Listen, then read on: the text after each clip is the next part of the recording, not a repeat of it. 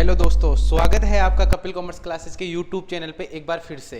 आज हम आपके लिए लेके आ रहे हैं अपने डायरेक्ट टैक्सेशन का मैराथन, जो कि आपके एक नाइट के अंदर जो आपने काफ़ी मेहनत करी है, काफ़ी पढ़ाई करी है, लेकिन ये स्पेशली उन लोगों के लिए बेनिफिशियल होगा जिन्होंने अभी तक कुछ भी नहीं पढ़ा या बहुत ज़्यादा डिमोटिवेट फील कर रहे हैं कि हम कल के पेपर को कैसे अटेम्प्ट करेंगे, कैसे नहीं करें, क्या करें क्या नहीं करें, कैसे क्या चीज़ अपन को अभी पढ़नी चाहिए, क्या नहीं पढ़नी चाहिए। तो अपन उन चीज़ों को ध्यान में रखते हुए, उन सब का क्राइटेरिया को ध्यान में रखते हुए आपके लिए अभी एक शॉर्ट टर्म बहुत फास्ट एक रिवीजन लेके आ रहे हैं, जिसके अंदर टॉप 10 क्वेश्चंस, जिसके अंदर आपको सब चीज़ें शॉर्ट में बताई जाएंगी और सब चीज़ डिटेल, जो चीज़ें अपन को डिटेल में देखनी है वो चीज़ें अपन डिटेल में देखेंगे, जो चीज़ें अपन को शॉर्ट में देखनी है वो चीज़ें अपन एक बार उनसे गो थ्रू होंगे और आपको उन चीज़ों का आइडिया लग जाएगा और कल के पेपर को आप इजीली अटेम्प्ट कर पाएंगे।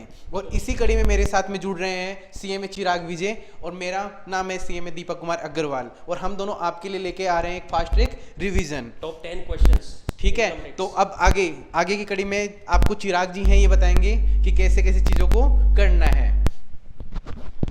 तो ये हमारे 10 क्वेश्चंस की सीरीज है, जिसमें हम आपके लिए टॉप 10 क्वेश्चन जो अपने बन सकते हैं वो लेकर आए हैं। ये वीडियो आपके लिए बहुत यूजफुल रहने वाली है। एक एक क्वेश्चन हम डिस्कस करते हैं। सबसे पहला क्वेश्चन जो है आपका, income of the previous year charge in assessment year. आपके एक थ्योरेटिकल क्वेश्चन बनता है, बेसिक ऑफ इनकम टैक्स से आपका एक क्वेश्चन उठ के आएगा कि इस प्रीवियस ईयर का जो आप इनकम कमाते हैं उसका टैक्सेशन असेसमेंट ईयर में देते हैं। ये हम क्लासरूम में भी बहुत बार डिस्कस कर चुके हैं कि आप प्रीवियस ईयर में कमाओ, असेसमेंट ईयर में उसका क्या देना पड़ता है, टैक्स देना पड़ता है। प्रीवियस ईयर कौन सा ईयर होता है, जिस ईयर अपन इनकम अर्न करते हैं, और असेसमेंट ईयर वो ईयर कि इस साल आपने इनकम अर्न कर ली, अगली साल जाके उसका क्या देना है, आपको टैक्स देना है। इसको डिटेल में समझाएंगे अब दीपक जी। देखो, हाँ जी, सबसे पहले देखो प्रीवियस ईयर और असेसमेंट ईयर। जब अपन टैक्सेशन पढ़ रहे हैं तो अपने पास में प्रीवियस ईयर और असेसमेंट ईयर का कंसेप्ट सबसे पहले उठ के आता है, क्योंकि यहाँ पे वो चीज़ नहीं है कि आज आपने कोई चीज़ कमाई तो उसके ऊपर आपको आज ही टैक्स देना है। अपने इनकम टैक्स के अंदर एक चीज़ चलती है कि आप जो इनकम आज अर्न कर रहे हो, जो आज इनकम आप अर्न करोगे, उसको आपको असेस करना है नेक्स्ट फाइनेंशियल ईयर के अंदर। असेसमेंट ईयर का मतलब होता है नेक्स्ट फाइनेंशियल ईयर, मतलब आपने 23-24 के अंदर कोई इनकम को अर्न करा है। अभी कौन सा फाइनेंशियल ईयर चल रहा है, 23-24, तो 23-24 में जो आपने फाइनेंशियल ईयर के अंदर इनकम को अर्न करा है, इसकी अपन रिटर्न कब डालते हैं, अभी इस फाइनेंशियल ईयर जो नेक्स्ट फाइनेंशियल ईयर आने वाला है इसी के अंदर तो डालते हैं।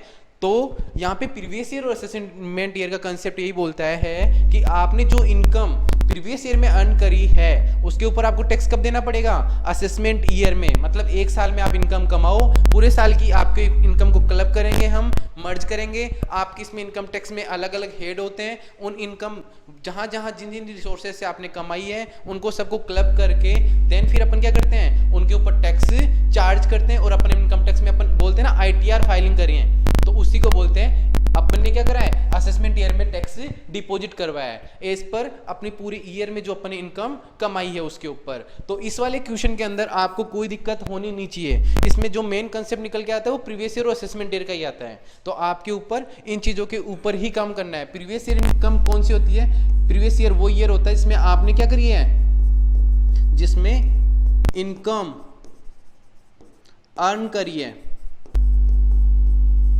वो कौन सा ईयर होता है, प्रीवियस ईयर। और जिसमें आप इनकम टैक्स पे करोगे, जिसमें आप क्या करोगे, इनकम टैक्स पे करोगे, वो कौन सा ईयर होता है, असेसमेंट ईयर, जिसमें टैक्स पे करोगे। ठीक है, ये देखो अपन है ना नॉर्मल, ये बिल्कुल नॉर्मल चीज है, ये अपन टैक्स पढ़ रहे हैं और अपन कॉमर्स बैकग्राउंड से हैं, तो अपन को इन चीजों के बारे में गो थ्रू होना बहुत ज्यादा जरूरी है। क्या कि अपन कल इनकम टैक्स देने जा रहे हैं, कल इनकम टैक्स का पेपर देने जा रहे हैं, और आपसे कोई पूछ ले भाई हाँ ठीक है इनकम टैक्स आप पेपर देने जा रहे हो, पेपर दे के आए हो, तो आपको ये पता है क्या कि अपन जो इनकम कमा रहे हैं हम इसके ऊपर टैक्स कब देंगे, तो ये आपको पता होना चाहिए। और जो अपन ने इसके जो क्लासेस देखी थी अपनी रेगुलर क्लासेस, उस पर अपन ने इस पर डिटेल स्टडी भी करी थी, इसके ऊपर पूरा एक सेशन लिया था, पूरी एक क्लास ली थी और बहुत अच्छे से इन चीजों को समझाया गया है आपको। ठीक है, अब बात करते हैं अपन क्वेश्चन नंबर 2 पे। ये क्वेश्चन आपका थ्योरी में बन सकता है 10 मार्क्स तक, प्रीवियस ईयर और असेसमेंट ईयर। और इसमें एक है ना, देखो एक क्वेश्चन और बन सकता है 10 नंबर में थ्योरी में कि टैक्स है ना क्या होता है और टैक्स कितने टाइप का होता है, और उन टाइप के डिटेल में आपको क्या बताना पड़ेगा, डिफरेंस बताना पड़ेगा। तो अपन क्या है, टैक्स क्या है, व्हाट इज टैक्स, टैक्स के कितने टाइप होते हैं, और टैक्स फिर जो जितने दो टाइप के टैक्स होते हैं, डायरेक्ट टैक्स और इनडायरेक्ट टैक्स। टैक्स पहले तो टैक्स क्या है, सबसे पहले टैक्स की बात करें तो टैक्स क्या है, टैक्स क्या है, कंपलसरी फाइनेंस चार्ज है जो कौन कलेक्ट करता है, गवर्नमेंट कलेक्ट करती है, और लेवी भी गवर्नमेंट करती है। और गवर्नमेंट का मतलब यहाँ पे निकल के आता है वो सेंट्रल गवर्नमेंट भी हो सकती है, वो स्टेट गवर्नमेंट भी हो सकती है, और दोनों साथ में भी कलेक्ट और लेवी कर सकते हैं, ठीक है। फिर इसके बाद में निकल के आता है कि जो आपने टैक्स चार्ज कर रही हो, ये अपन कितने मैनर में चार्ज कर सकते हैं, किस किस रूप में चार्ज कर सकते हैं। तो इसके लिए अपन ने जो अपनी रेगुलर क्लासेस थी उसके अंदर देखा था कि टैक्स कितने टाइप के, दो टाइप के, डायरेक्ट टैक्स और इनडायरेक्ट टैक्स। डायरेक्ट टैक्स क्या होता है, जहां पे क्या है, करदाता और कर वहन करता, करदाता और कर वहन करता दोनों एक ही व्यक्ति होते हैं, वहां पे क्या होता है, डायरेक्ट टैक्स। और जहां पे करदाता और कर वहन करता दोनों अलग अलग पर्सन होते हैं, उसको क्या बोलते हैं, इनडायरेक्ट टैक्स। अपन बात करें अभी किसकी, इनकम टैक्स। इनकम टैक्स का पार्ट है डायरेक्ट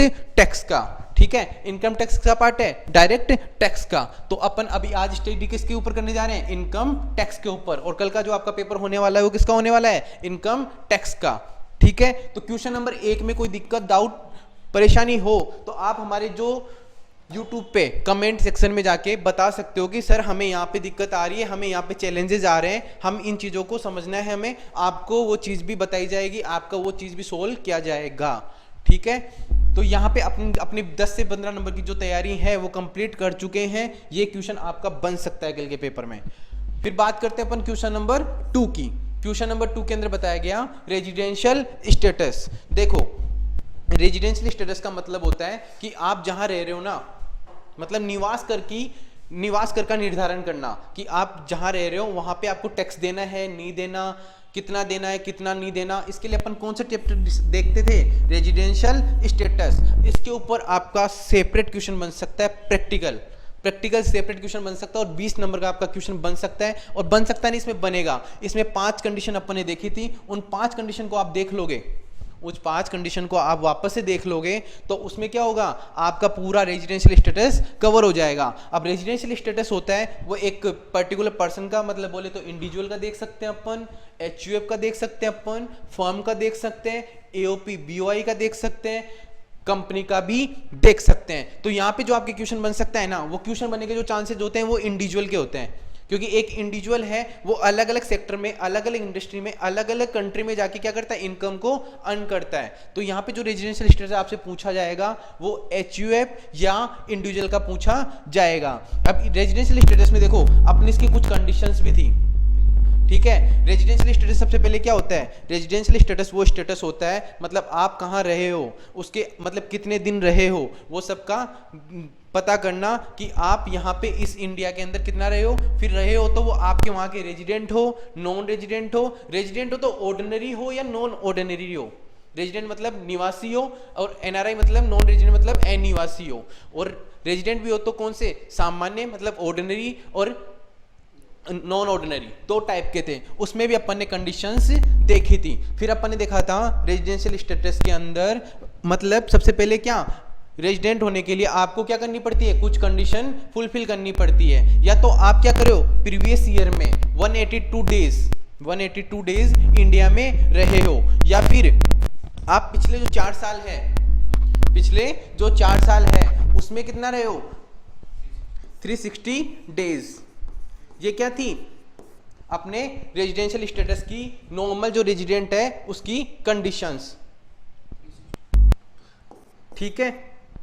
इसके बाद में फिर अपन ने देखा था नॉन रेजिडेंट क्या है, जो इंडिया में नहीं रहा हो।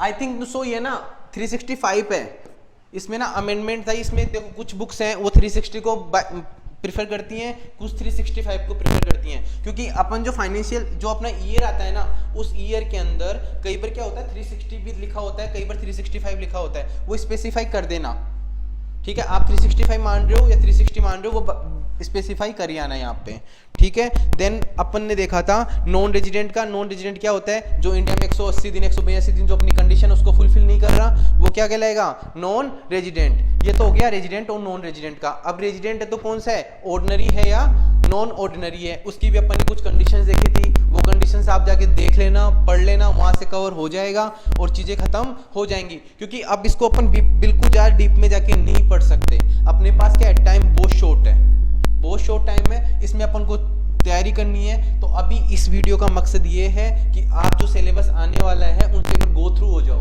ताकि आप चीज़ें ये पढ़ पाओ और इनसे क्वेश्चन पिकअप कर पाओ और वो कल के क्वेश्चन जाके अटेम्प्ट कर पाओ। तो सबसे पहले मेरा मकसद यही निकलता है इस क्वेश्चन में को बताने का कि रेजिडेंशियल स्टेटस वाला जो चैप्टर है इसको अपन को हल्के में नहीं लेना है, ठीक है, इसको बिल्कुल भी हल्के में नहीं लेना है। इसमें मैंने 5 कंडीशंस भी बताई थी, जब आपकी रेगुलर क्लासेस ली थी उसमें 5 कंडीशंस बताई थी।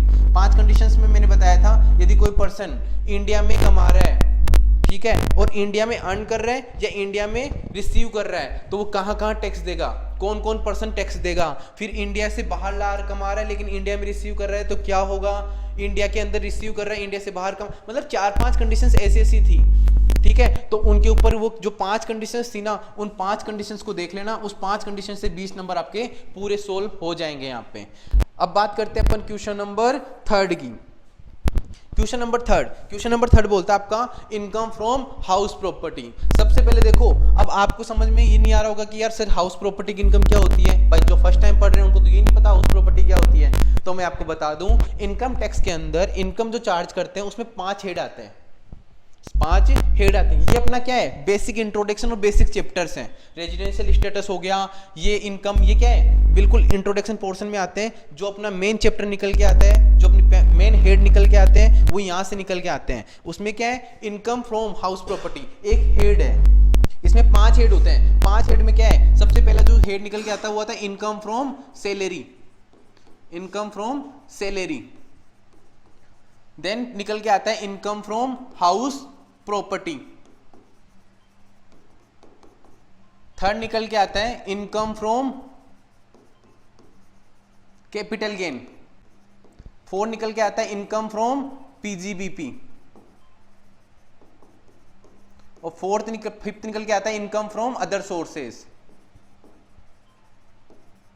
ठीक है। ये 5 हेड होते हैं। अब इनकम फ्रॉम सैलरी के अंदर क्या होता है, जो एक पर्सन है वो कहां से इनकम अर्न करता है, सैलरी से इनकम अर्न करता है। तो जब सैलरी से इनकम अर्न करता है तो कितना टैक्स लगाया जाए, कितनी एग्जम्पशंस उसको दी जाए, क्या उसका ट्रीटमेंट होगा, कैसे ट्रीटमेंट होगा, ये सब अपन ने डिटेल्ड स्टडी किया था इनकम फ्रॉम सैलरी वाले चैप्टर में। कहाँ स्टडी किया था, इनकम फ्रॉम सैलरी वाले चैप्टर में। अब मान लो मैं जॉब भी करता हूँ, मैं कपिल कॉमर्स क्लासेस के अंदर पढ़ा रहा हूँ, तो कपिल कॉमर्स क्लासेस मेरे को क्या कर रही है, सैलरी पे आउट कर रही है या जो भी पे आउट कर रही है, तो मेरे को वो मेरा सैलरी का पार्ट हो गया, ठीक है। अब वो मेरा सैलरी का पार्ट हो गया। अब साथ के साथ में मेरा क्या है, मैं क्या कर रहा हूं, मेरी हाउस प्रॉपर्टी है, उसको मैंने क्या दे रखा है, रेंट पे भी दे रखा है।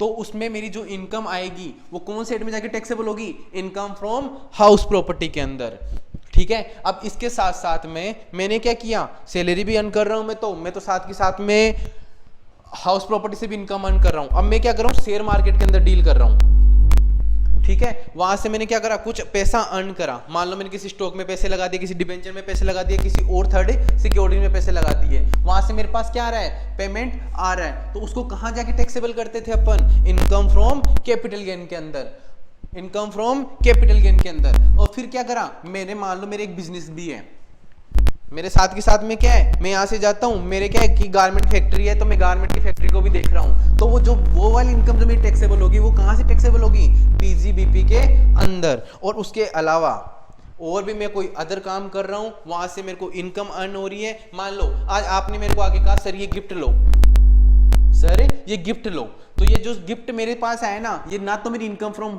सैलरी है, भाई आपने ना तो मेरे को सैलरी का पार्ट दिया उसको, ना मैंने कोई आपको हाउस प्रॉपर्टी रेंट पे दी, उसके बदले में आपने मेरे को दिया है, ना मैंने कोई शेयर मार्केट में पैसा लगाया, ना ये कोई मेरा धंधा है गिफ्ट लेना देना, ठीक है। तो ये जो इनकम आई ये कहां जाके टैक्सेबल होगी, इनकम फ्रॉम अदर सोर्सेज के अंदर। तो ऐसे करके आपके सैलरी के 5 हेड है, मतलब गवर्नमेंट ने आपको कहीं से नहीं छोड़ रखा। जो जहां कमाओगे भाई यहां के टैक्स दे दो। यदि 4 हेड बना रखे हैं यहां दे दो, और जहां इनमें नहीं आता तो अदर सोर्सेज में आके टैक्स दे दो। ऐसे करके क्या बोल रहे हैं, इनकम फ्रॉम अदर सोर्सेज। तो ये सैलरी के 5 मतलब सॉरी सैलरी नहीं, इनकम टैक्स के 5 हेड हुआ करते हैं अपने इनकम टैक्स में। इसके लिए देखो यार, पढ़ने के लिए फिर बहुत लंबा सेशन जाएगा। कल आपके 3 बजे पेपर है ना, तो आज पूरी रात लंबी मैराथन लूंगा ना, तब जाके ये 5 हेड शायद एक बार में कवर नहीं हो पाए, ठीक है। तो इसको अपन डिटेल नहीं पढ़ सकते, पर इसमें देखो जो कॉम्प्लिकेसी है वो है, इनकम टैक्स अपने आप में एक बहुत वाइड सब्जेक्ट है, इसको आप ना बोझ मतलब मजाक में नहीं ले सकते, पर फिर भी यही कोशिश रहेगी कि जो अपन यहाँ पढ़ रहे हैं एटलीस्ट वो कल के एग्जाम में जाके अपन अटेम्प्ट कर पाएं, अपन एक पासिंग मार्क्स तो अचीव कर पाएं। और यदि अपन थोड़ा सा अच्छे से पढ़ लेंगे तो 60-65 नंबर आना कोई बहुत बड़ी बात भी नहीं इनकम टैक्स के अंदर। इनकम टैक्स एक प्रैक्टिकल सब्जेक्ट है फुली, और यहाँ पे नंबर अच्छे आते हैं यदि आप थोड़ा सा फोकस करोगे। देखो 1 वीक सीरीज होती है, 1 वीक सीरीज को कुछ लोग क्या होते हैं मेरे जैसे, वो वन नाइट सीरीज बना देते हैं, ठीक है। तो 1 नाइट सीरीज भी यदि आप बना देते हो ना, और 1 नाइट सीरीज के अंदर भी जो क्वेश्चंस यहाँ पे बताए जा रहे हैं आपको, और सीरीज के कुछ क्वेश्चंस राजा 1 वीक की सीरीज में कुछ क्वेश्चन में आपको टिक करवा दूंगा, यदि वो क्वेश्चंस भी आप कर लेते हो तो फिर क्या करोगे आप, अच्छा स्कोर अटेम्प्ट, अच्छा स्कोर मार्क जो होता है ना ऑब्टेन कर लोगे उन चीज़ों से, तो ऐसा कोई दिक्कत होने वाली बात नहीं है, ठीक है। तो अब अपन बात करें थे किस पे, इनकम फ्रॉम हाउस प्रॉपर्टी के इनकम।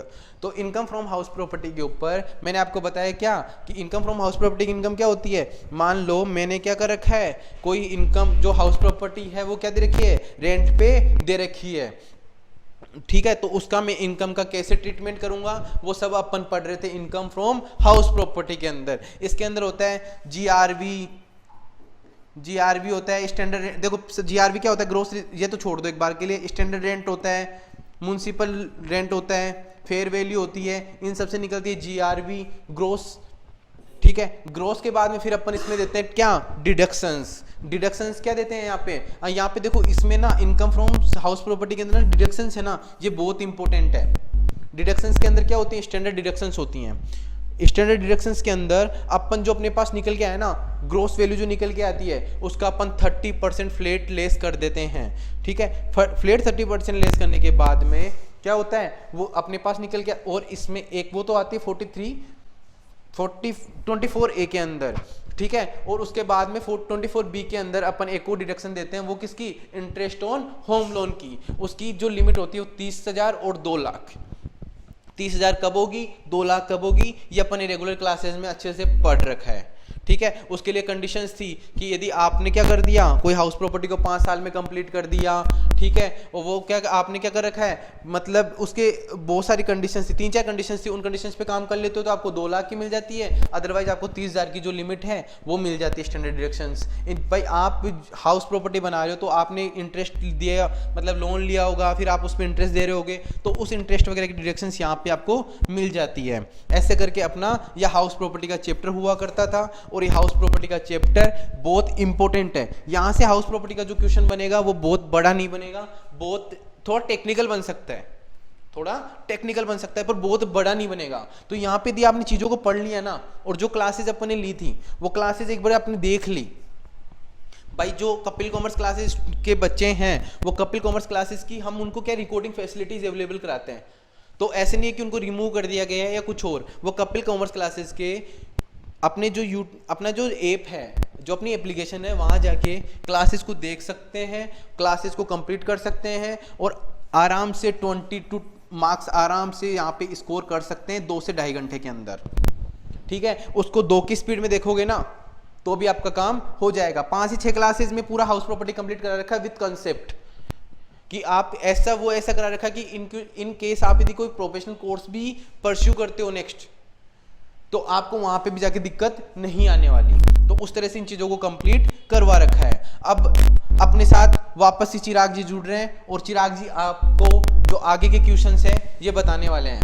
इसके अंदर अपना जो क्वेश्चन नंबर 4 है वो टैक्सेशन टी कॉफी रबर के ऊपर आता है। टी कॉफी रबर के ऊपर अपन ने देखा था कि कुछ चीजों को अपन क्या मानते हैं, एग्रीकल्चर इनकम मानते हैं, और एग्रीकल्चर इनकम क्या होती है, इंडिया के अंदर एग्जेम्प्ट होती है। और कुछ जो इनकम है अपन उसको क्या मानते हैं, बिजनेस की इनकम मानते हैं, और वहां पे क्या कर देते हैं अपन, टैक्स लगा देते हैं। जैसे चाय की बात करते हो 60-40 का रेशियो है, 60% आपकी एग्रीकल्चर हो गई, 40% आपकी बिजनेस की हो गई, ठीक है। ये ऐसे करके यहाँ पे भी रेटें बता रखी हैं आपको। ये क्वेश्चन आपका ना बन सकता है, थ्योरी में बन सकता है, 10 नंबर की थ्योरी है वहां पे पूछ सकता है आपसे, या 10 नंबर की थ्योरी दे देगा, 10 नंबर के प्रैक्टिकल पोर्शन में दे देगा कि एक मिस्टर राम है, उसने इतनी इनकम इन सेक्टर से अर्न करी है, तो बताओ अब उसकी बिजनेस इनकम कितनी होगी, तो वहां पे जो टैक्सेशन ठीक हो फिर अपर वाला कंसेप्ट आपका काम में आ जाता है और ये क्वेश्चन आपका यहाँ पे कंप्लीट हो जाता है। अब बात करते हैं कैपिटल गेन की। तो कैपिटल गेन क्या होता है, कैसे इस पे टैक्स लगाते हैं, ये आपको चिराग जी बता रहे हैं। ठीक है, धन्यवाद दीपक जी, बहुत ही अच्छा सेशन लिया आपने। जो शुरू के 3-4 क्वेश्चन से अच्छे से आपने क्लियर किए उनको, उनके लिए बहुत बहुत धन्यवाद। उम्मीद करते हैं कि ये सभी जो क्वेश्चंस हम डिस्कस कर रहे हैं वो काफ़ी काम आए कल के एग्ज़ाम के लिए। बिल्कुल आगे के क्वेश्चंस हम देखते हैं। तो जैसे कि हम अगला जो क्वेश्चन डिस्कस करेंगे वो क्वेश्चन है कैपिटल गेन के रिगार्डिंग। तो कैपिटल गेन पे हमने बहुत अच्छे से ऑलरेडी डिस्कस कर चुके हैं। कैपिटल गेन की अगर बात करें तो आपको पता होता है कैपिटल गेन दो प्रकार का होता है हमारे, एक लॉन्ग टर्म कैपिटल गेन होता है और एक शॉर्ट टर्म कैपिटल गेन होता है। लॉन्ग टर्म कैपिटल गेन कब होगा, तो इसके लिए हमको देखना पड़ेगा कि होल्डिंग पीरियड हमको असेस करना पड़ेगा कि होल्डिंग पीरियड क्या रहेगा। तो जनरली लॉन्ग टर्म बनने के लिए हमको एक होल्डिंग पीरियड जो है वो फॉलो करना पड़ेगा। होल्डिंग पीरियड जनरली जो रहता है वो 3 ईयर्स का रहता है। अगर कोई भी एसेट हमने 3 साल तक होल्ड कर रखी है तो वो हमारी लॉन्ग टर्म एसेट बन जाएगी और उसको जब हम बेचेंगे तो उस पर जो गेन होगा वो लॉन्ग टर्म कैपिटल गेन होगा। ये जनरल हमारा होल्डिंग पीरियड रहता है। लेकिन इसके एक्सेप्शन भी हैं। इसके एक्सेप्शन अगर हम देखें तो लैंड एंड बिल्डिंग के केस में ये जो आपका पीरियड है वो 2 साल ही हो जाता है। वहीं अगर हम सिक्योरिटीज़ की बात करें तो सिक्योरिटीज़ के केस में अगर वो लिस्टेड सिक्योरिटी है तो ये पीरियड जो है वो 1 साल का ही हो जाता है, और अनलिस्टेड सिक्योरिटी है तो ये पीरियड आपके अगेन कितने का हो जाएगा, 2 साल का हो जाएगा। अगर कोई भी एसेट हमने इतने टाइम पीरियड तक होल्ड कर ली है तो वो लॉन्ग टर्म एसेट बन जाएगी और उस पर होने वाला गेन या लॉस लॉन्ग टर्म नेचर का होगा। इसके अलावा इससे शॉर्ट टाइम के लिए है, इससे शॉर्टर पीरियड के लिए है, तो उससे होने वाला गेन लॉस हमारा शॉर्ट टर्म कैपिटल गेन कहलाएगा। इतनी बातें हमें पता है, क्लियर रखनी चाहिए। ठीक है, अब फ़ायदा क्या है, हम लॉन्ग टर्म पे फ़ायदा क्या है हमें, लॉन्ग टर्म में फ़ायदा ये है कि इस पे आपकी एक स्पेसिफिक रेट ऑफ टैक्स लगती है जो कि सेक्शन 112 धारा 112 में दे रखा है, जो कि लगेगा 20% आपका रेट ऑफ टैक्स लगता है। जबकि शॉर्ट टर्म पे आपकी स्लैब रेट लगती है, वह रेट जो एक एसएससी के ऊपर एप्लीकेबल रहती है। जैसे कि 2.5 लाख तक की इनकम आपके एग्जेम्प्ट रहती है, 2.5 लाख से 5 लाख तक की इनकम पे 5% टैक्स लगता है। उस प्रकार से शॉर्ट टर्म कैपिटल गेन अगर आपके होता है तो उस पर स्लैब रेट लगती है, जबकि लॉन्ग टर्म कैपिटल गेन होता है तो उस पर 20% का आपके टैक्स लगता है। लेकिन लॉन्ग टर्म में अगर हम सिक्योरिटीज़ की बात करें, अगर हम शेयर और सिक्योरिटीज़ की बात करें तो इस केस में 112 सेक्शन 112 हमें 2 ऑप्शन देता है कि या तो आप 20% टैक्स के साथ जाओ या फिर आप 10% टैक्स के साथ जाओ। सर हम तो ऑब्वियस सी बात है कम टैक्स के साथ जाएंगे, लेकिन कम टैक्स के साथ आपको एक जो बेनिफिट होता है कि आप कॉस्ट का क्या कर सकते हैं, इंडेक्सेशन करके कॉस्ट को बढ़ा सकते हैं। तो वो अगर आप 10% के टैक्स रेट के साथ जाएंगे तो आप ऐसा इंडेक्सेशन कॉस्ट का नहीं कर पाएंगे। तो कम रेट में जाओ तो कोई इंडेक्सेशन नहीं होगा, नो इंडेक्सेशन ऑफ कॉस्ट।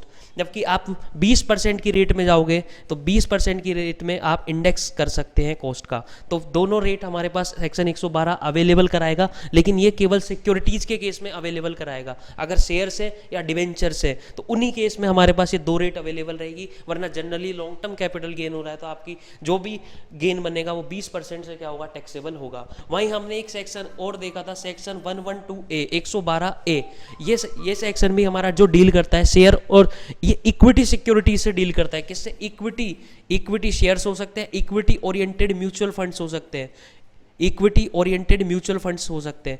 इस सेक्शन में अगर हम कोई भी शेयर्स बेच रहे हैं, इक्विटी शेयर्स या equity oriented mutual funds, equity oriented units हम स्टॉक मार्केट में बेच रहे हैं जिस पे हमने सिक्योरिटी ट्रांजैक्शन टैक्स STT पे किया है, सिक्योरिटी ट्रांजैक्शन टैक्स पे किया है, तो हमारा टैक्स रेट जो लगेगी सर वो 10% लगेगी। लेकिन अगेन जब भी हम 10% के साथ जाएंगे कॉस्ट का इंडेक्सेशन नहीं होगा, साथ ही साथ 1 लाख रुपए तक का गेन हमारा क्या रहता है, एग्जेम्प्ट रहता है। 1 लाख रुपए तक का गेन हमारा एग्जेम्प्ट रहता है। ये हमारे कैपिटल गेन में सीखने की बात। और दूसरी बात इसमें कि जब ये जो हम एसेट ट्रांसफर करते हैं, जिस साल आपने एसेट ट्रांसफर करी है उस साल आपके कैपिटल गेन अराइज होगा, इर्रेस्पेक्टिव ऑफ आप पैसा कब रिसीव कर रहे हैं, 5 साल बाद, 10 साल बाद, कोई दिक्कत नहीं है। लेकिन जिस साल आप ट्रांसफर करेंगे उस साल कैपिटल गेन आपके ऊपर लग जाएगा, ठीक है। लेकिन इसके भी कुछ अपवाद थे, कुछ एक्सेप्शन थे, जैसे कि गवर्नमेंट कंपलसरी एक्वाइजिशन कर रही है, कंपलसरी आपकी एसेट को ले रही है, तो ये क्या माना जाएगा कि आपने गवर्नमेंट को एसेट ट्रांसफर कर दी है, तो गवर्नमेंट आपको मुआवजा जो देती है, इस पर कंपनसेशन जो देती है, वो कंपनसेशन टैक्सेबल तब नहीं होगा जब ये एसेट गवर्नमेंट ने को ट्रांसफर करी। ये कब होगा? जब गवर्नमेंट ने उसका पैसा दे दिया। भले ही गवर्नमेंट ने अगर किस्तों में पैसा दिया है, तो जब पहली किस्त आ गई आपके पास, जब पहली किस्त आ गई आपके पास, उस टाइम जब आपके पास पहली किस्त आ गई, उसी टाइम पूरा का पूरा अमाउंट क्या हो जाएगा? पूरा का पूरा अमाउंट टैक्सेबल हो जाएगा। पूरा का पूरा अमाउंट क्या हो जाएगा? टैक्सेबल हो जाएगा। तो ये आपके कैपिटल गेन था। अगला क्वेश्चन हम डिस्कस करते हैं, set of and carry forward provision. Set of and carry forward क्या होता है सर? कुछ इस साल की कुछ इनकम होती है, उसके साथ ही एक हेड में हो सकता है आपके इनकम हो, आपने सैलरी में अच्छा कमाया, इनकम कम कर ली, लेकिन वहीं बिजनेस भी कर रहे हो आप, और बिजनेस में क्या लगा दिया? बिजनेस में लॉस लगा दिया। बिजनेस में क्या लगा दिया? लॉस लगा दिया। तो ये जो इनकम आपने सैलरी से रिसीव करी है, क्या सेट ऑफ कर सकते हो? क्या वही प्रोविजन, ये वही प्रोविजन है कि यस आप कर सकते हो, ऑफसेट आप कर सकते हो, लॉस को क्या कर सकते हैं? ऑफसेट कर सकते हैं। तो कैसे कैसे लॉस को ऑफसेट कर सकते हैं, उसके रूल्स है। सेक्शन 70 और सेक्शन 71, सेक्शन 70 और सेक्शन 71 आपके डील करता है set of and carry forward के प्रोविजन से। तो सेट ऑफ कैसे कर सकते हैं? सबसे पहले हम जब भी डिस्कस करेंगे सेट ऑफ का, सबसे पहले हम जाएंगे इंट्रा हेड सेट ऑफ पे। किस पे? Intra head set of. Intra head क्या होता है सर? अगर मान लो मेरे दो हाउस प्रॉपर्टी है, दो हाउस प्रॉपर्टी है, तो एक हाउस प्रॉपर्टी से फायदा हो रहा है, एक हाउस प्रॉपर्टी से नुकसान हो रहा है, तो क्या मैं इन दोनों को ऑफसेट कर सकता हूं क्या? जैसे हाउस ए से मेरे को 50,000 का प्रॉफिट हो रहा है, हाँ वहीं हाउस बी से मेरे को 25,000 का लॉस हो रहा है, तो क्या मैं ये बोल सकता हूँ क्या नट सेल में कि मेरा जो गेन हुआ वो हाउस प्रॉपर्टी से 25,000 का हुआ? तो बिल्कुल आप बोल सकते हैं, ये आपका इंट्रा हेड सेट ऑफ कहलाता है। क्या कहलाएगा? ये आपका इंट्रा हेड सेट ऑफ कहलाता है। तो इंट्रा हेड सेट ऑफ कर सकते हैं क्या? बिल्कुल कर सकते हैं। इंट्रा हेड सेट ऑफ आपका अलाउड है इनकम टैक्स एक्ट में। Sir intra head set of मैं किसी भी कर सकता हूँ क्या? हाँ किसी भी हेड से आप इंट्रा, सैलरी में कोई आपके लॉस होता नहीं है, हाउस प्रॉपर्टी का आप इंट्रा हेड सेट ऑफ कर सकते हैं। अगर बात करें पीजीबीपी की, बिजनेस की, तो बिजनेस आपके 3 टाइप के बिजनेस होते हैं। एक आपके नॉर्मल बिजनेस होता है, एक आपके स्पेसिफाइड बिजनेस होता है, और एक आपके स्पेकुलेशन वाले बिजनेस होते हैं। तो आप नॉर्मल बिजनेस में प्रॉफिट हो रहा है, नॉर्मल बिजनेस में प्रॉफिट हो रहा है, या नॉर्मल बिजनेस में लॉस हो रहा है, तो नॉर्मल बिजनेस के लॉस को आप किसी भी टाइप के बिजनेस से ऑफसेट कर सकते हैं। लेकिन ध्यान रखिएगा, स्पेकुलेशन वाले में अगर कोई लॉस हो गया या फिर स्पेसिफाइड में कोई लॉस हो गया, तो आप उसको नॉर्मल बिजनेस के प्रॉफिट से ऑफसेट नहीं कर सकते। ठीक है, वही हमारा कैपिटल गेन। कैपिटल गेन में आप लॉन्ग टर्म कैपिटल लॉस को, लॉन्ग टर्म कैपिटल लॉस को शॉर्ट टर्म कैपिटल गेन के साथ ऑफसेट नहीं कर सकते, इसको केवल लॉन्ग टर्म कैपिटल गेन के साथ ही ऑफसेट किया जा सकता है। वहीं शॉर्ट टर्म कैपिटल लॉस हुआ है आपके, उसको आप लॉन्ग टर्म कैपिटल गेन के साथ ऑफसेट कर सकते हो। अदर सोर्स में, तो अदर सोर्स में आप कैजुअल इनकम को ऑफसेट किसी से नहीं कर सकते, क्योंकि कैजुअल इनकम पे आपको पता है कोई भी एक्सपेंस ही अलाउड नहीं होता। तो जब एक्सपेंस ही अलाउड नहीं होता तो लॉस कहाँ से सेट ऑफ करने देंगे सरकार? ठीक है, कैजुअल इनकम हो गई। एक आपके owning and maintaining horse race, owning and maintaining horse race, sorry owning and maintaining horses for horse race. इस केस में आप ऑफसेट कर सकते हो, आप कर तो सकते हो इंट्रा हेड, लेकिन किसी भी हेड में नहीं कर सकते अदर सोर्स में। आप केवल और केवल ओनिंग एंड मेंटेनिंग हॉर्स से ही लॉस को उसी के गेन से ऑफसेट कर सकते हो। जैसे कि आपको ओनिंग एंड मेंटेनिंग, आप ओन और मेंटेन कर रहे हो हॉर्सेज को, उससे लॉस हुआ एक बार 10,000 का, और ओनिंग एंड मेंटेनिंग से अगेन आपको गेन हुआ एक बार 15,000 का, तो इन्हीं को ऑफसेट कर सकते हो। और किसी हेड से या और किसी टाइप की इनकम से आप इसको ऑफसेट नहीं कर सकते। तो ये तो था आपका इंट्रा हेड। फिर बात आती है इंटर हेड की, तो इंटर हेड ऑफसेट कर सकते हो क्या? इंटर हेड का मतलब क्या? जैसे हाउस प्रॉपर्टी के लॉस को बिजनेस इनकम से ऑफसेट कर सकते हो क्या? हाउस प्रॉपर्टी के लॉस को बिजनेस इनकम से ऑफसेट कर सकते हो क्या? अगर कर सकते हैं तो ये कैसा है? ये इंटर हेड एडजस्टमेंट है, ये inter head adjustment of loss है। तो क्या ये अलाउड है क्या? बिल्कुल अलाउड है। लेकिन ध्यान रखने की क्या बात है? ध्यान रखने की ये बात है कि आप जब भी इंटर हेड जाओगे, जब भी आप इंटर हेड जाओगे, तो हाउस प्रॉपर्टी के जो लॉस है उसको मैक्सिमम 2 लाख रुपए तक ही क्या कर सकते हो, मैक्सिमम 2 लाख रुपए तक ही ऑफसेट कर सकते हो हाउस प्रॉपर्टी के लॉस को। और वहीं अगर आप रिवीजन कर रहे हैं तो फटाफट सारी चीजें भी आएंगी। अगर आप न्यू टैक्स रिजाइम ऑप्ट करते हो तो हाउस प्रॉपर्टी में सर इंटर हेड अलाउड नहीं होगा, इंटर हेड अलाउड नहीं होगा अगर आप न्यू टैक्स रिजाइम में जा रहे हो। तो अगर आप ओल्ड में ही हो तो ओल्ड में आप इंटर हेड जा सकते हो, लेकिन मैक्सिमम 2 लाख रुपए तक आप इंटर हेड जा सकते हो, ठीक है। इसके अलावा बिजनेस वाले में बिल्कुल इंटर हेड आप जा सकते हैं, लेकिन स्पेकुलेशन अगर आपका बिजनेस है, अगर आपका बिजनेस स्पेकुलेशन टाइप का बिजनेस है तो आप इंटर हेड उसमें नहीं जा सकते, क्योंकि इसने तो इंट्रा हेड ही नहीं जाने दिया था।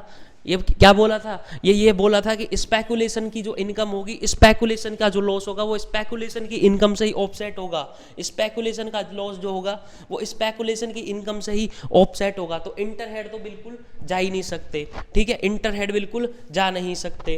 वहीं अगर हम बात करें कैपिटल गेन की, तो कैपिटल गेन में बिल्कुल आप इंटर हेड जो है वो ऑफसेट नहीं कर सकते कैपिटल गेन भी, ठीक है। वहीं अगर आप अदर सोर्स की बात करें तो अदर सोर्स में जैसे कि आपको पता है कैजुअल इनकम तो इतनी है कि अपन उसमें एक्सपेंस ही अलाउ नहीं करते, तो लॉस का तो कोई सवाल ही नहीं उठता है, ठीक है। वहीं अगर मैं बात करूं owning and maintaining horses for horse race, इसमें हमने ये देखा था कि आप इसको सिर्फ इसी की इनकम से ऑफसेट कर सकते हो।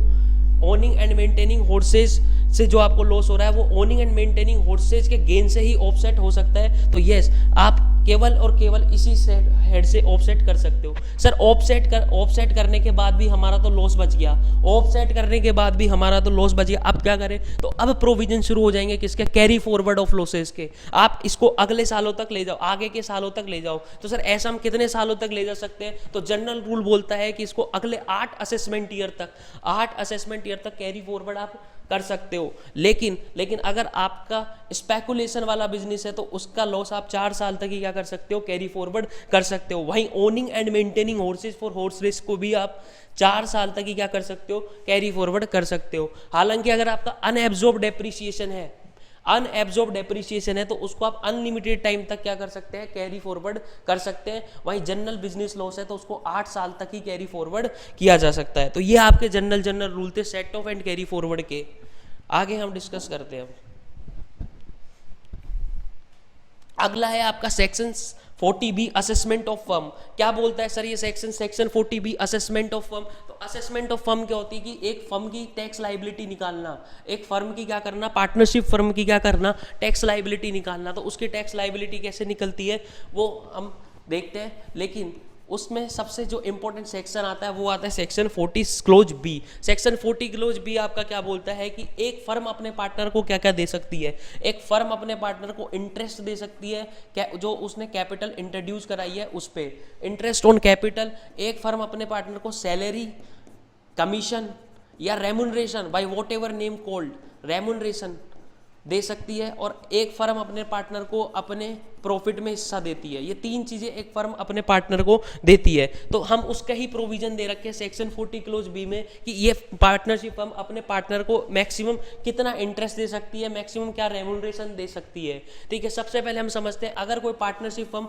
अपने पार्टनर को प्रॉफिट डिस्ट्रीब्यूट कर रही है तो ऐसा प्रॉफिट पार्टनर के हाथ में क्या होता है, एग्जेम्प्ट होता है। क्या होगा, एग्जेम्प्ट होगा। क्यों? क्योंकि उस पर टैक्स पार्टनरशिप फर्म ऑलरेडी दे चुकी है। तो सेक्शन 10(2)(a) में आपका ये जो पार्टनर्स के हैंड में ये प्रॉफिट है वो पूरा का पूरा क्या हो जाएगा, एग्जेम्प्ट हो जाएगा। बात करते हैं इंटरेस्ट ऑन कैपिटल की। सर एक फर्म अपने पार्टनर को जो उसने कैपिटल इंट्रोड्यूस कराई उस पर इंटरेस्ट दे सकती है क्या? बिल्कुल इंटरेस्ट दे सकती है, लेकिन जब ये पार्टनरशिप डीड में डिसाइड हुआ हो, ठीक है, कितना दे सकती है, 12%, मैक्सिमम 12%। लेकिन सर पार्टनरशिप डीड तो 9% ही बोल रही है, तो फिर 9%, 12% क्या है, ये मैक्सिमम लिमिट है। अगर पार्टनरशिप डीड में 15% लिखा हुआ है तो अलाउड नहीं करेंगे, 12% ही अलाउड करेंगे। और पार्टनरशिप डीड में कुछ लिखा ही नहीं है तो नहीं दे सकती फिर। तो पार्टनरशिप डीड में आपका लिखा होना चाहिए। सर सैलरी, कमीशन और रेमुनरेशन कितना दे सकती है? तो सैलरी, कमीशन, रेमुनरेशन पहले तो ये समझ लेंगे कि ये सिर्फ वर्किंग पार्टनर को ही दिया जा सकता है। वर्किंग पार्टनर को ही दिया जा सकता है, नॉन वर्किंग पार्टनर को एक पार्टनरशिप फर्म ये नहीं दे सकती। फिर सर दे कितना सकती है, तो अगर लॉस हो रहा है, पार्टनरशिप फर्म में क्या हो रहा है, लॉस हो रहा है, तो मैक्सिमम 1.5 लाख रुपए सभी पार्टनर को मिला के, ध्यान रखिएगा, सभी पार्टनर को मिला के 1.5 लाख रुपए पार्टनरशिप फर्म रेम्युनरेशन दे सकती है लॉस के केस में। अगर प्रॉफिट हो रहा है तो सर प्रॉफिट 2 टाइप का होगा, या तो होगा छोटा प्रॉफिट या होगा बड़ा प्रॉफिट। सर अब इसका क्या मतलब है कि अगर आपका प्रॉफिट 3 लाख रुपए तक का है, अगर आपका प्रॉफिट 3 लाख रुपए तक का है तो वो है छोटा प्रॉफिट, स्मॉल प्रॉफिट। उस केस में एक पार्टनरशिप फर्म अपने प्रॉफिट का मैक्सिमम 90% या फिर 1.5 लाख रुपए विच एवर इज हायर, इतना अमाउंट दे सकती है। और बड़ा प्रॉफिट मतलब 3 लाख से भी ज्यादा प्रॉफिट है तो 3 लाख का 90% यानी 2,70,000 रुपए प्लस रिमेनिंग जो प्रॉफिट है उसका 40%, ये आपका पार्टनरशिप फर्म एक पार्टनर को रेम्युनरेशन दे सकती है। ठीक है, क्लियर है ये चीज। अगले क्वेश्चन पे चलते हैं।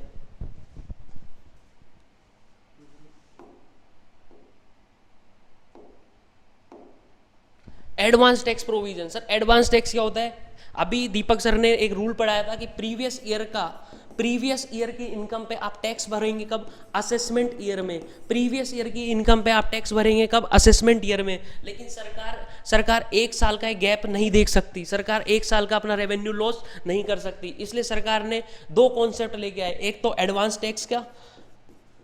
टैक्स का और एक लाए टीडीएस का।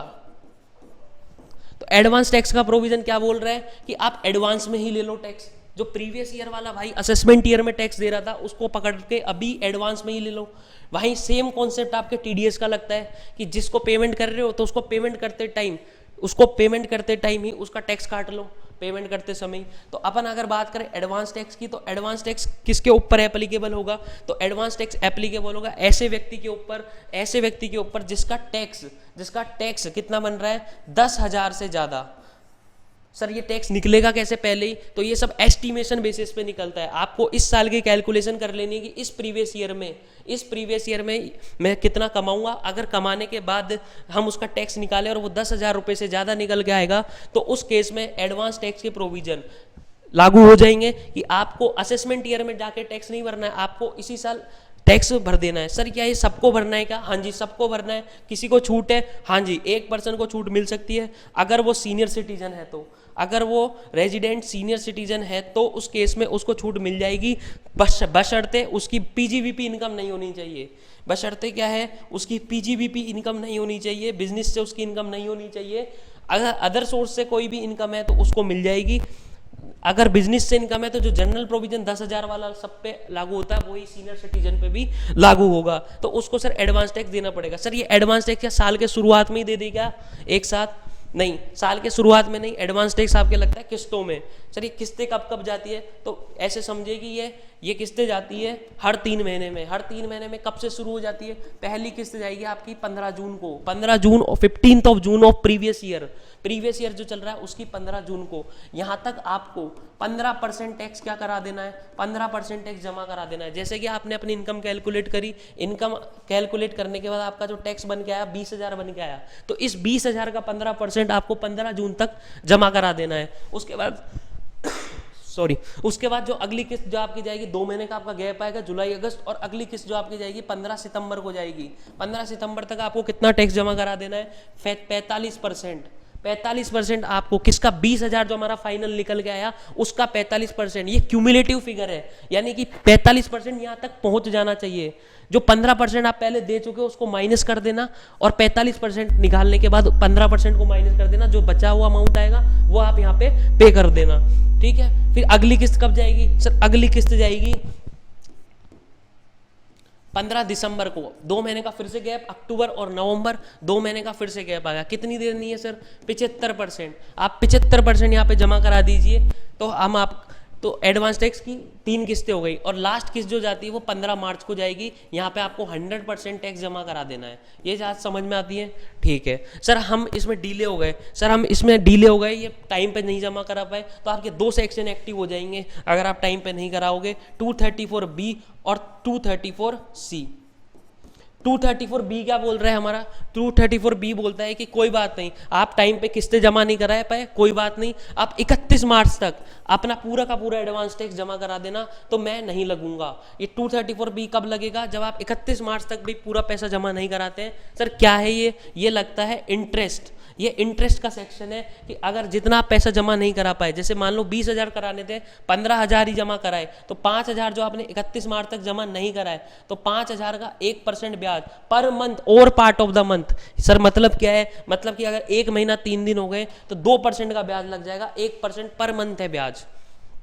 सर कब तक का लगेगा? जितने महीने आप नहीं पे कर रहे, 1 2 3 जो भी है, ठीक है, तो 234B लग जाएगा। साथ ही ये बोलता है कि चलो पूरा भी मत कराना, लेकिन अगर आपने 90% भी करा दिया, 90% of assessed tax, 90% of assessed tax भी करा दिया, तो भी कोई दिक्कत नहीं है, 234B नहीं लगेगा। वहीं अगर आप किस्तों में डिफॉल्ट करते हो, सर मैंने 15% जमा कराना था, मैं तो 8-9% ही जमा करा के आया, तो उस केस में आपके ऊपर लगेगा 234C। क्या लगेगा? 234C कि आप किस्तों में डिफॉल्ट कर रहे हैं, किस्तों में डिफॉल्ट कर रहे हैं, तो 234C लगेगा। सर कितना लगेगा? 1% फॉर द मंथ और part of the month. Same rate है सर जो 234B की है। सर क्या पूरा का पूरा ही जमा करा दूंगा 15%? नहीं, 15% पूरा मत करा दो, कोई बात नहीं, 12 भी करा दोगे ना तो भी चलेगा। अगर 12 भी करा दोगे ना तो 234B नहीं लगेगा। सर 12 नहीं 11 करा दूं क्या? अरे 11 करा दोगे तो 234 जो है ना C लग जाएगा। 234 से 11 कराओगे तो, और कितना? 4% जो आपने नहीं कराया उस पे ब्याज लगेगा 1%। और सर कब तक का लगेगा? 3 महीने का। क्यों? क्योंकि अगली किस्त आप कब जमा कराओगे? 3 महीने बाद, ठीक है, तो 3 महीने का यहाँ पे ब्याज लग जाएगा। सर यहाँ 45% कराने थे, आप बताओ ना, थोड़ा सा छूट मिल जाएगी क्या? हाँ मिल जाएगी। अगर आप 36% भी जमा करा देते हो, अगर आप 36% भी जमा करा दोगे, तो उस केस में भी आपका 234C नहीं लगेगा। सर 75% में बताओ ना, कोई छूट मिल जाएगी क्या? नहीं, बार बार ये छूट नहीं मिलेगी। यहाँ पे तो आपको पूरा 75 ही कराना है, और ऑब्वियसली यहाँ तो सॉरी, यहाँ पे आपको पूरा का पूरा 100% जमा कराना है। ये बात क्लियर है क्या? ये हमारा एडवांस टैक्स का। अगला जो है हमारा सर टीडीएस से रिलेटेड। सर टीडीएस क्या है? एडवांस टैक्स में हम क्या कर रहे थे? एडवांस टैक्स में हम हमारी इनकम कैलकुलेट कर रहे थे, इतना हम कमाएंगे और इतना टैक्स देना है, तो अगर ये 10,000 से ज्यादा बन रहा है तो सरकार को इसी साल क्या दे दो? एडवांस पेमेंट कर दो टैक्स का। टीडीएस का प्रोविजन क्या है? टीडीएस का प्रोविजन ये है कि जब आप पेमेंट करोगे, जब एक पार्टी दूसरी पार्टी को पेमेंट कर रही है, तो इस टाइम पेमेंट करते टाइम ये टीडीएस काट लेगी, टैक्स काट लेगी। TDS, tax deducted at source, उद्गम स्थल पर कर कटौती। तो ये उद्गम स्थल हुआ, यहाँ पे हम आपको पेमेंट कर रहे हैं, पेमेंट करते टाइम ही इसका क्या काट लो? 10% का टैक्स काट लो, तो इसको बोलते हैं टीडीएस, ठीक है। ये प्रोविजन भी सेम एडवांस टैक्स की तरह ही है, दोनों के लॉजिक सेम है कि अगली साल तक पैसा ना जाए, इसी साल टैक्स का पैसा हमारे पास आ जाए। सर इसमें इंपॉर्टेंट सेक्शन कोई हो सकते हैं क्या? तो यस, अगर ये वो सेक्शन है जो आपके अदर सोर्स में भी काम आएंगे, ठीक है। जैसे कि आपको कैजुअल इनकम रिसीव होती है, कैजुअल इनकम रिसीव होती है, तो कैजुअल इनकम अगर 10,000 रुपये से ज़्यादा है, कैजुअल इनकम अगर 10,000 रुपये से ज़्यादा है, तो आपका टीडीएस कटेगा 30% का। कितना टीडीएस कटेगा? 30% का आपका टीडीएस कटेगा। तो अगर क्वेश्चन में दे रखा है कैजुअल इनकम रिसीव हुई है, तो इसका मतलब ये मानेंगे कि अगर वो 10,000 से ज़्यादा रिसीव हो रही है, तो ये मानेंगे कि उस पर टीडीएस कट के रिसीव हुई है। तो जब हम क्वेश्चन करेंगे तो उसकी ग्रॉसिंग अप करेंगे, वो 70 पे दे रखा होगा, हमको उसको 100 पे लाना होगा। वहीं अगर आपको दे रखा है इनकम फ्रॉम लॉटरी, तो उस केस में ये मानना कि इस पे टीडीएस नहीं कटा हुआ है, ग्रोसिंग अप करके वैल्यू दी गई है। वापस हम टीडीएस पे लौट के आते हैं, तो 30% का आपके कैजुअल इनकम पे टीडीएस कटता है। वहीं अगर हम बात करें कमीशन की, तो कमीशन अगर 15,000 रुपये से ज़्यादा है, कमीशन अगर 15,000 रुपये से ज़्यादा मिल रहा है, तो जब कमीशन जो दे रही है एजेंसी, वो जब कमीशन देगी तो उस पर 5% का टीडीएस काट लेगी। कब? जब वो 15,000 रुपये से ज़्यादा पेमेंट करेगी, ठीक है। 15,000 रुपये से ज़्यादा पेमेंट करेगी तो 5% का क्या काट लेगी? टीडीएस काट लेगी, ठीक है सर। उसके अलावा अगर हम बात करें 194J, जब कोई भी 194J कब लगेगा? जब कोई भी कंपनी, किसी प्रोफेशनल, कोई भी कंपनी या फर्म किसी प्रोफेशनल की मदद ले रही है या किसी टेक्निकल पर्सन की मदद ले रही है और उसको प्रोफेशनल फीस, टेक्निकल फीस या रॉयल्टी पे कर रही है, तो अगर इसकी कीमत 30,000 रुपये से ज़्यादा है, अगर वो 30,000 रुपये से ज़्यादा का पेमेंट कर रही है तो वो 10% का TDS काटेगी। कितना TDS काटेगी? 10% का TDS काटेगी।